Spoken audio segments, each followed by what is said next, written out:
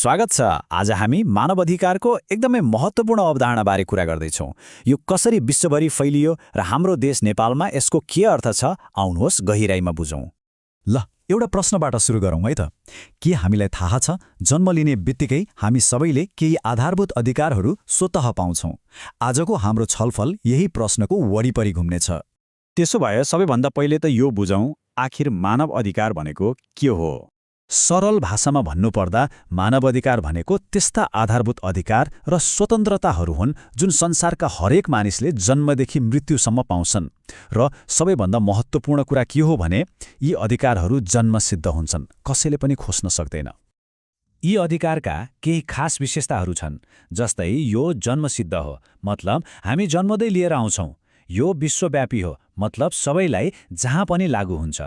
यसलाई कसैले खोज्न सक्दैन। र अर्को एकदमै महत्त्वपूर्ण कुरा, यो कुनै पनि भेदभाव बिना, चाहे त्यो जात होस्, लिङ्ग होस् वा धर्म, सबैलाई समान रूपले लागू हुन्छ। अब यो यति सुन्दर विचार एउटा विश्वव्यापी घोषणापत्रमा कसरी परिणत भयो त? आउनुहोस् यसको कथा हेरौँ। कुरा दोस्रो विश्वयुद्धको हो। त्यो बेलाको भयानक विनाशपछि विश्वका नेताहरूले वाचा गरे, अब यस्तो कहिले हुनु हुँदैन। यही वाचाको परिणामस्वरूप सन् 1946मा संयुक्त राष्ट्रसङ्घको मानवाधिकार आयोग बन्यो र त्यसको 2 वर्षपछि सन् 1948को डिसेम्बर 10मा मानवाधिकारको विश्वव्यापी घोषणापत्र जारी भयो।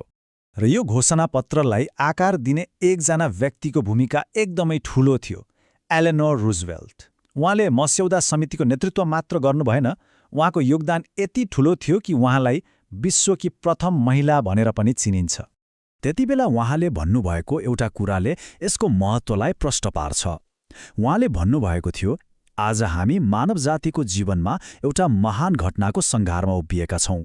यो घोषणापत्र संसारका सबै मानिसका लागि अन्तर्राष्ट्रिय म्याग्ना कार्टा बन्न सक्छ।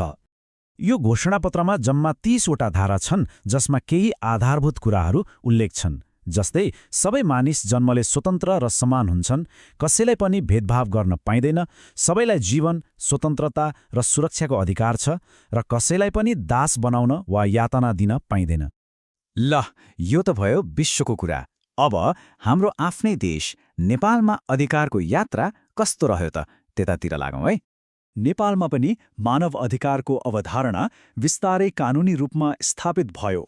खास गरी विक्रम सम्वत 2046 सालको जनआन्दोलनपछि बनेको संविधानमा पहिलो पटक मानव अधिकार भन्ने शब्दलाई औपचारिक रूपमा नै समेटियो। यहाँ एउटा कुरा बुझ्न एकदमै जरुरी छ, मानव अधिकार र मौलिक अधिकार बीचको फरक। हेर्नुस्, मानव अधिकार विश्वव्यापी हो, अन्तर्राष्ट्रिय कानुन अन्तर्गत पर्छ। तर मौलिक अधिकार चाहिँ हरेक देशको संविधानले आफ्ना नागरिकलाई दिने विशेष अधिकार हो, जुन देशअनुसार फरक हुन सक्छ। अब नेपालमा यी अधिकारहरूको रक्षा गर्न को छ त? यसकै लागि एउटा स्वतन्त्र र शक्तिशाली निकायको स्थापना भएको छ, राष्ट्रिय मानव अधिकार आयोग। आयोगको स्थापनाको यात्रा पनि रोचक छ। यो रातारात भएको होइन। विक्रम सम्वत 2046 सालको आन्दोलनले यसको लागि बाटो खोल्यो। त्यसपछि विधेयक पास भयो र सर्वोच्च अदालतको आदेशपछि अन्ततः विक्रम सम्वत 2057 सालमा राष्ट्रिय मानव अधिकार आयोग स्थापना भयो।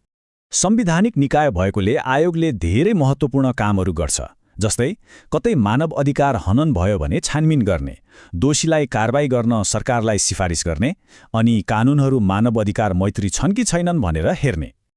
अनि आयोगको काम सिद्धान्तमा मात्रै सीमित छैन है, यसले साँच्चीकै फिल्डमा गएर काम गर्छ।